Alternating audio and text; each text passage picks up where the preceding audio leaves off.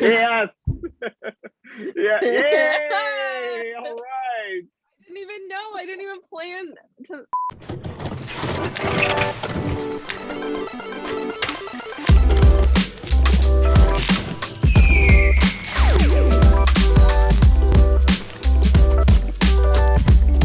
Hello and welcome to the Lunchbox Reviews. We are doing episode 2 of What If, called What If T'Challa Were a Star-Lord? Correct? Yeah. Did I say that right? All right. So before we go into any spoilers, what did you guys think of the episode? All right. I'll go first. Since last week I trashed the first episode. I don't know if this week I'll praise the episode. I'll praise this week's episode. It was good. It was an improvement. It just was like I have to start off with this. Sorry, I have to lead with this because I already dumped it on Lou. I'll dump it here again. Why did this not open the series? This should have been the very first episode. In terms of what I was looking for, like sort of like a dark twist at it, this episode had it. So like it gives you that feeling that everything is like there's an edge to it, and like it would have been better served as the first episode, so that when you're watching the rest of the series, you're on edge. You're watching like to see what's going to happen. And not only that, just the fact that it was a tribute to an icon in Marvel Cinematic Universe. There's no reason why this shouldn't have been the premiere episode for everyone to watch, love, and discuss. I don't get it. I don't get it. But yeah, for pretty good episode. There's a few things I don't like. Primarily, are these all going to be what if we character swap? Because that's not very original. A little more creativity, but that's it. Fair. All fair. All totally valid arguments, I would say. I really like this episode. I mean, like, my bar of what I like is low as far as the show goes. Because I admit, like, I loved the last episode. Like, I thought it was good, and this episode's better. So I'm happier. Like, this episode is by far better. I agree with you, Alex. And the thing I will say is maybe they put the other episode first because it was weaker. Because I feel like if we had this episode and then the Captain Carter, we'd be more upset. Because it'd be more of a letdown as opposed to a build up. So I'm hoping it just continues to build and they're going like that way. I don't know. I'm just trying to put a positive spin on the fact that the first episode was weak comparatively speaking. Because this episode was so good. I loved it. And like I got a little emotional. I got a little in the feels just hearing Chadwick Boseman's voice, and him as this character was so fun. When I feel like the Black Panther character isn't as fun of a character. He has a lot of weight on his shoulder. He kind of has that different attitude. So being able to have like him in a fun role, really just like I loved it so much. And then the tribute at the end I was watching with my friends and we held it together all episode. And by the time we got there, like the three of us were on Discord and we're like, don't look at me. We're just like pulling our tissues out. Like we got a little emotional. It was really, really well done, I thought, for sure. And it had that darker twist, which I also liked. I thought that was good as well. And some dark jokes, I would say. Like, no spoilers yet, but like there was a couple of moments I'm like, oh, are they really making a joke about that? Holy smokes. So I really enjoyed it. Yeah, I really like this episode. It sort of like destroys the complaints I had with the first one, in where they just swap Peggy Carter and Steve Rogers and everything sort of plays out the same way.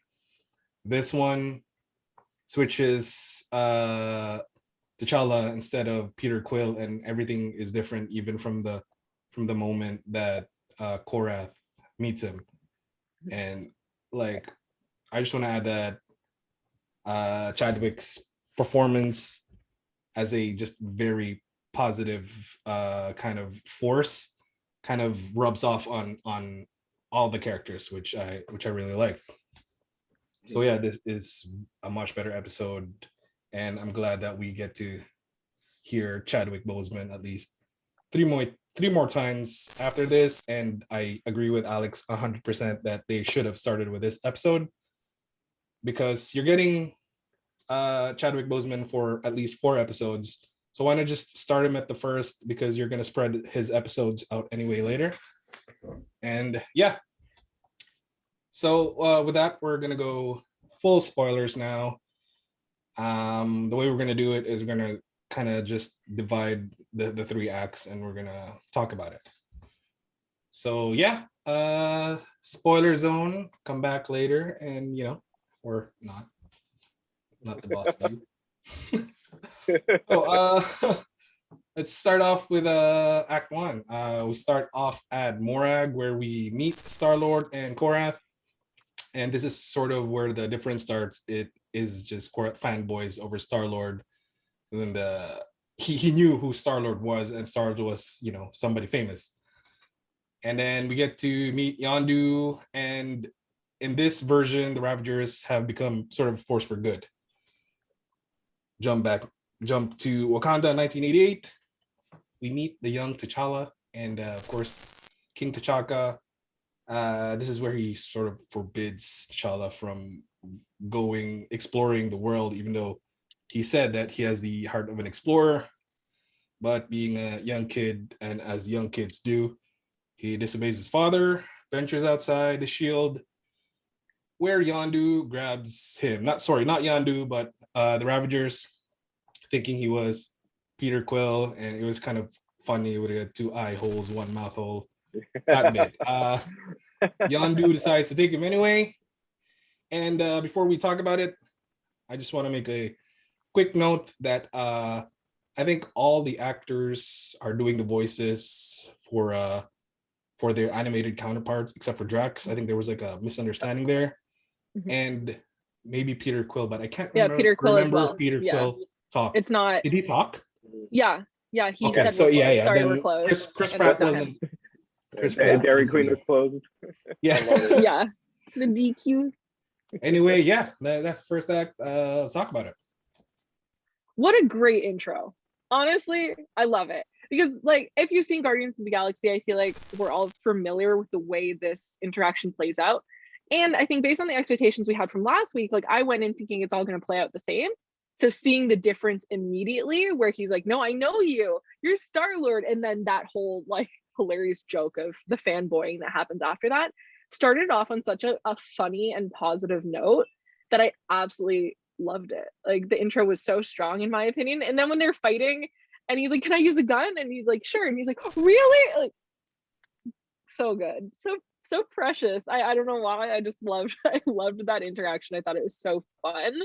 And just for me, a good way to start this episode, because the moment I honestly heard Chadwick Boseman's voice, I was a little bit like, oh, I'm sad now. And then it was fun. So I kind of got over that sadness so quickly just to be able to enjoy his performance. I was annoyed. I don't know if I'm alone, but Korath got on my nerves. All right. So this episode's meant to be like Guardians of the Galaxy, so you have to infuse the humor. Great. Chadwick Boseman did great because he wasn't over the top. He was really charming. He was funny, but he didn't overdo it. And I don't even think it's the core. It's definitely the writing's fault that a lot of the serious moments are undercut tremendously by forced humor. And a lot of times it just it did not land. It's why are you doing this? It's unnecessary humor at the wrong point.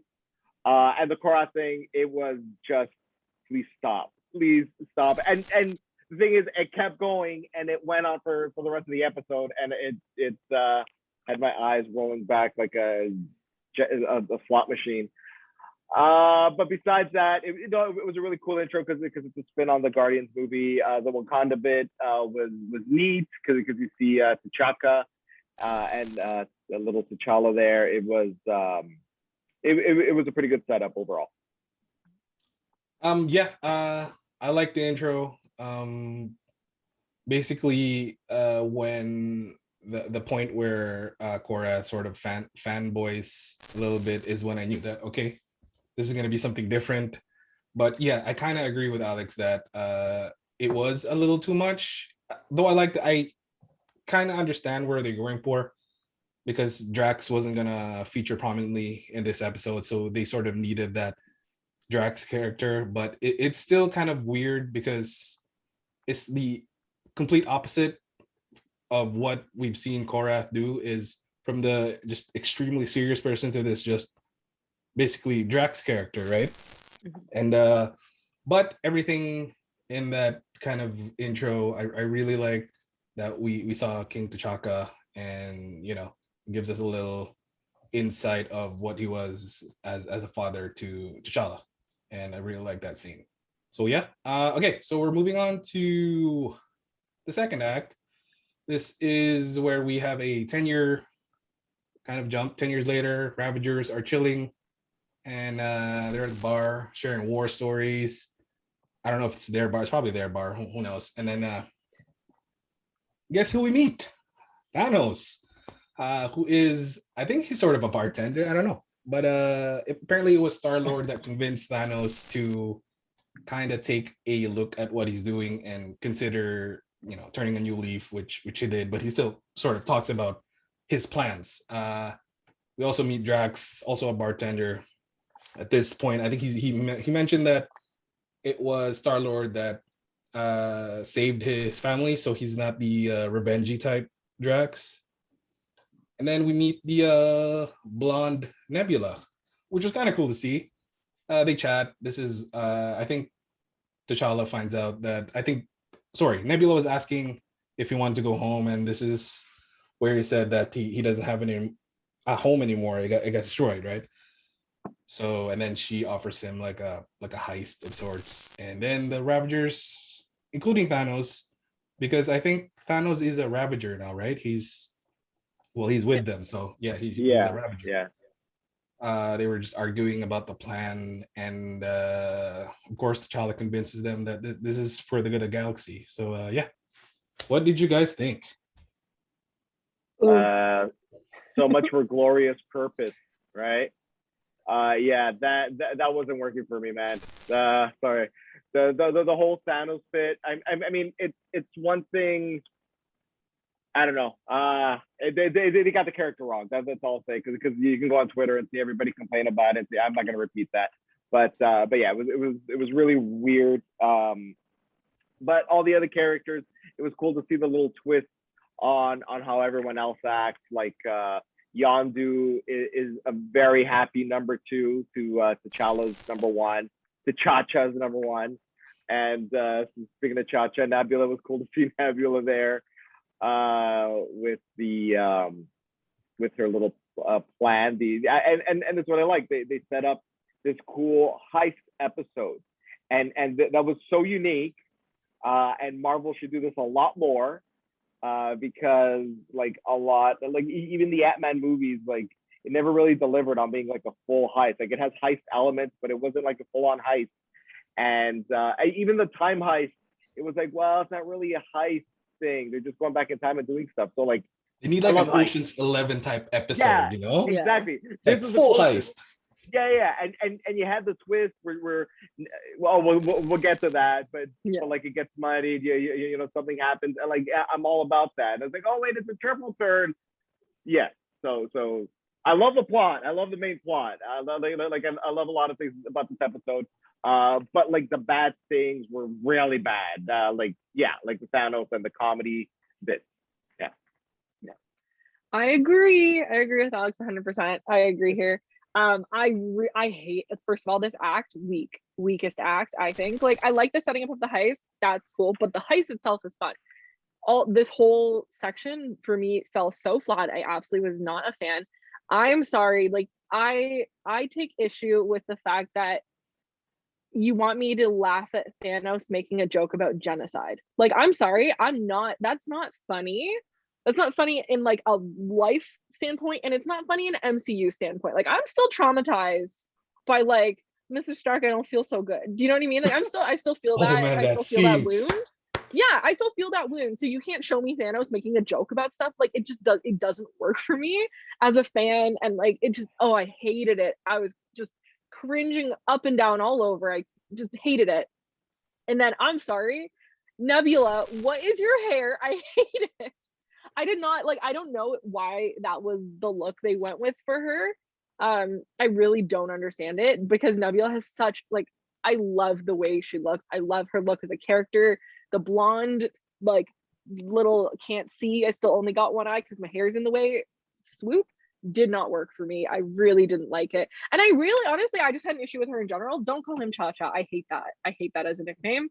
Just don't disrespect Star-Lord T'Challa like that. He's not Cha Cha. That's so stupid. I don't know. I didn't like the familiarity between the two characters because in my mind it didn't. It felt weird. It felt weird to me. I didn't love that. So yeah, don't like Thanos or Nebula in this episode. Yeah, well, pretty much you guys already just said it for me. I agree with both of you. The plan, just seeing the bar, all the like the little chit chat they have in the bar was really cool, and sort of Thanos just being there, trying to be, I don't know, I don't even know what to call it. It's like, just having some friends over, and then you have that one friend where you don't really care about, and they try to have their presence felt, but you're like, nah, I don't really give a shit if you're here or not, man. But I like and that. You're mad at other people for inviting them. You're like, who invited this guy? Yeah, exactly. You purposely right? didn't That's put him how in the group Thanos chat. Like, made me why is feel. he here? Yeah. Because it's so, again, this is like the way I just described like Korat's character, where it's like, this is not Thanos. There's no way. I mean, I love that this Star-Lord is sort of like this force for good, and he mentioned that they can just have a conversation and it changed it. I'm like, there is no, I don't care who you are, you're not gonna change Thanos. That's Thanos. He's mad, and he mentions that later on. he even in this universe, he would have been like leading the Ravagers within a month. Like within a few days, T'Challa would have been dead. Like absolutely.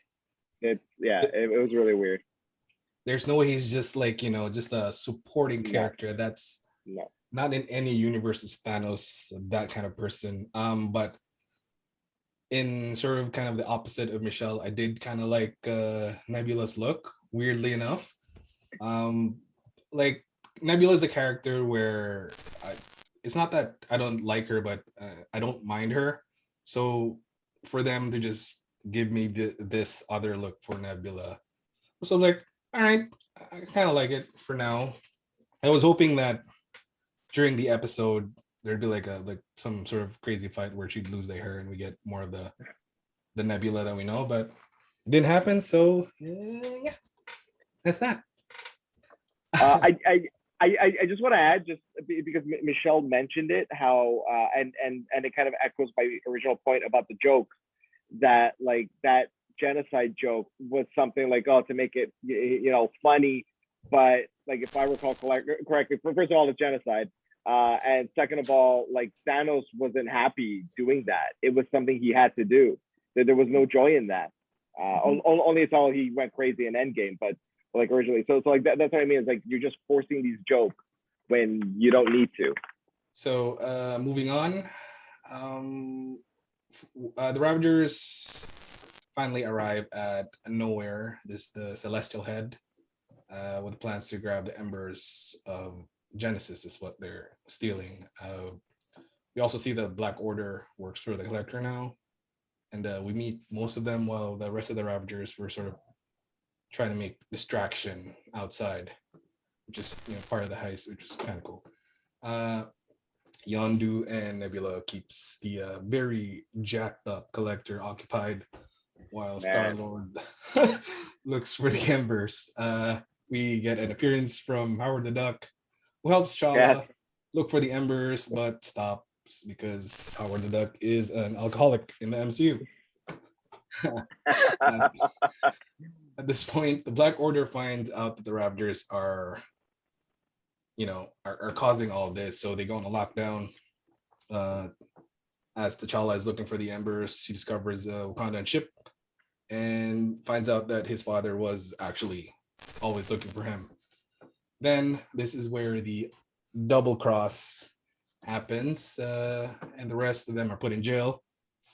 But actually, Nebula was actually triple crossing everyone, and reveals the actual plan while they're in jail, and sort of kind of like just updates everybody. So we got a final battle between T'Challa with Yondu against the Collector, and this is where Star-Lord gets the better of him, and the Collector ends up locked up in one of his like little display things. The rest of the crew battles the Black Order and other baddies. They win. Everything is happy. And since Wakanda is still a thing, they go back to Earth to go to Wakanda. And we get a cool family reunion where T'Challa introduces his new family to his old. And then we ended off with Ego picking up Peter Quill at the Dairy Queen, where I'm pretty sure this is going to play out later. And we're going to have like an evil Peter. Yeah. What do you guys think? It was a lot. No, I liked it. I mean, the heist element was super fun. I mean, it was great to actually like be able to like you get to see a lot of like the Collector's space, I guess, like a lot of the things he had and stuff like that. And that was always fun. Like when they were having the fight and he pulled the weapons like little thing behind him, like there's some notable weapons there. So obviously he had like Thor's hammer, he had the shield. He had Hela's like little spiky hat, which was like you couldn't miss that he was wearing it. A couple other things that my friends had pointed out that I immediately forgot what it was, but for comic people, I'm sure there was more than those three things. So I just thought that was really cool because it kind of insinuated what happened to the rest of the Avengers in that case. And I think that's where it gets a little bit darker, and it's not like dark comedy, it's just darker. Like, oh, why is this like There's why are those everybody else? Are they dead? Like there's no way you have Hela's hat and you know she still has a head on it. You know what I mean? She's dead for sure. Like, so I thought that was really cool, and just like the fight itself was really fun. I mean, it was just like a fun episode. I didn't really love the triple cross because truthfully it didn't really make sense to me story-wise, because it was really just like it's a triple cross, so now you're in jail, but just kidding, you're not in jail anymore. And it was like, why do we have to go to jail then?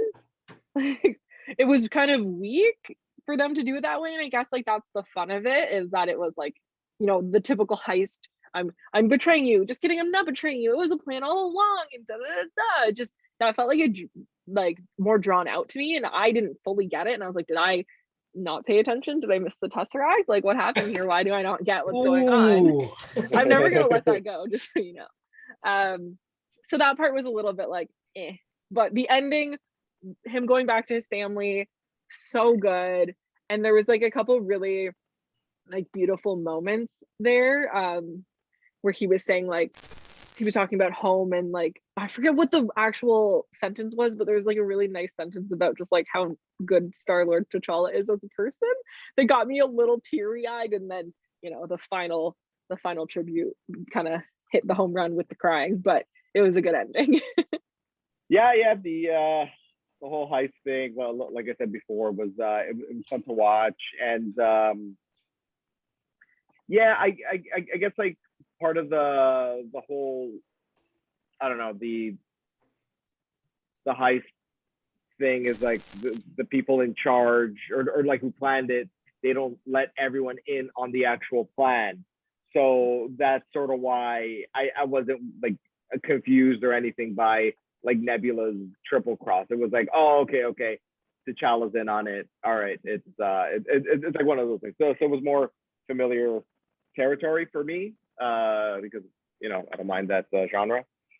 But yeah, all solid. It was really weird seeing Thanos losing a fight. Like it was, I don't know. It's Thanos.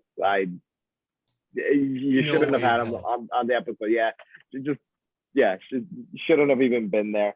But yeah, the Collector stuff really cool. Dark implications. Basically, everyone died. I Korg don't too. know. I forgot. Yeah. Korg. He had Korg. Yes, the arm. Yeah. Right. Yeah. So, and yeah, tons of prisoners. Come on, what are you doing here, Collector? But Collector's ab, nice. That's all I gotta say. Yeah. This is my favorite part of the episode, is the heist, even though it's sort of telegraphed and I sort of knew where it was going when the double cross happened. I'm like, no, this is gonna be a triple cross of sorts. What are the things that I like? The collector was just Jack, and I couldn't get over it. It's like, It was so weird. It was so weird. somebody did a Chris Del Redfield Toro. over here. Yeah. Yes. Yeah. So, and I did like it. I dig the Lil Howard the Duck appearance, and he's sort of just a character that just sort of throw in there. I don't know if there's like bigger, more concrete plans for him, but right now he's just there. I really like that they got Cosmo out, and T'Challa brought Cosmo yeah. with him, so it's his dog now. And I guess one thing that I did really take from this episode, especially just the final act, is like the nature versus nurture sort of thing, where now that I feel like this Peter Quill will just be evil if, because he needed to meet these people to be kind of the Star-Lord that he became. Ego just goes straight to him, and that yeah, Ego is gonna do what he wants with him, and he's gonna turn Peter evil. But that was a really nice family reunion. Hits you right in the feels, and that was a really good episode. And with that, we're gonna give our final thoughts and our score for this episode. Who wants to go first? I mean, We'll I'll give go a number. first. Go. Yeah, I'll go first. Why not? I don't have a number, but I want to call attention back to what Alex said at the start, about hoping that not every episode is going to be just what if this character was this character. I think that's a very good point, and I'm tapped out of that. If there's another episode that does this, I'm not going to like it. Just straight up, I'm not going to be happy about it. 2 was good for me. 2 was enough. Like, that felt good. That's where I'm at. I mean, this episode like hit me in the feels. It was entertaining. I'm here for a good time, not a long time, so I forget what I scored last episode. I wish I fully remembered, but I feel like I give this one like a 4.5, 4.25, not quite like 4.5, but like on the upper end of 4. Out of 10? No, out of 5. Oh no, because Is it? Are we doing out of 10? What's Yeah. my score? I don't know. Okay, then 10, in that 10, case, 10 out of 10. I give it 8.5 out of 10. There you go. I don't know what numbers are. It's fine. 8.5 out of 10. It was strong. It's not like a perfect episode. Nothing. Obviously, last week wasn't either. I think my perfect episode is going to be zombies. Yeah, Oh, I yeah. can't wait for that. Give me it. Give me zombies. Also, having now watched and absolutely dissected frame by frame the trailer, I'm also really excited for just a lot of Killmonger, because I feel like there's gonna be an episode about him, and he's one of my favorite characters. So maybe that will be my 10 out of 10 episode, or maybe he's in the zombie episode and that makes it a 12 out of 10 episode for me. Either way, 8.5, like, solid episode. It was a good time. Yeah, which I hate to break it to you, but it looks like it's going to be what if Killmonger was Iron Man, and I'm going to rip my hair out. No, That's what it looks like. No Okay, way. I could be wrong. I feel like there's also what if Doctor Strange was like mad evil, because he looks like so scary. In like one frame, he looks like a vampire. I'm like, what if Doctor Strange was a vampire? I don't know. Okay, the way I looked at the trailer was, it may be this is just my interpretation of it. What if Killmonger became like the Rhodey character to Tony? That's how I thought, saw it. because they also show him as Black Panther, because it's gold Black Panther, which was his suit. So he's also Black Panther potentially. Then I don't know what's going on. I don't know. We were dissecting it like frame by frame, and I still don't have answers. Like all I can say is, like, if Iron Man has no reason to become Iron Man, Tony Stark has no reason to become Iron Man, that means he's going to keep creating weapons, and he's going to create weapons for Killmonger, who knows about Wakanda and Wakanda's resources, and Tony Stark will be salivating for those resources, and he will give Killmonger weaponry, and I'm thinking he's going to turn him into Iron Man. So that's me. That's how I would write it. Interesting. That's what's in my mind. We'll see. But yeah. We'll see. Let's see. Yeah. Okay. So as for the episode, there was some weird tonal issues that I had, like with the comedy. They're just trying too hard to be funny because it's like, well, Guardians is hilarious. We don't have what's his name, Gunn. Why am I thinking Tommy Gunn from Rocky Five? James James Gunn. Gunn? James Gunn, yeah. Like Tommy Gunn's the first the box. Okay, but anyways, yeah. So they don't have him. So obviously they don't have the right footing to tell the story, but they did their best and kind of fell flat. And yeah, it was a big difference from the first episode because in the first episode it was like everything was identical to what happened in Captain America, but this one it was like literally T'Challa changed everything in the Guardians movie, where we're like bad guys are good guys, and yeah, just a lot of tweaks that I appreciated, but it's still lacking in the creativity because, like I said, what if this person is that person, and I hope they get off that train of thought. That said, I would give this. Man, I hate to use to abuse the decimal system, but 6.75 out of 10, because like it doesn't quite feel like a 7, and 6 might be a little insulting, but I'm closer to a 6, and yeah. You know, I'm just gonna put a 6.5 on there, right? Do it. Yeah, there's no way. 6.5 is fine. All right. Fine. Just round it up. Give it a 7. It's No, fine. give it a 7. I'm abusing the decimal system. As we've mentioned already before, I like this way better than the Peggy Carter one. Like we said, the first one was just, you know, the same story, just switch character. This one, the character was switched and it totally changed the story around that. Tonally, there was fucking Thanos, Korath that didn't work for me.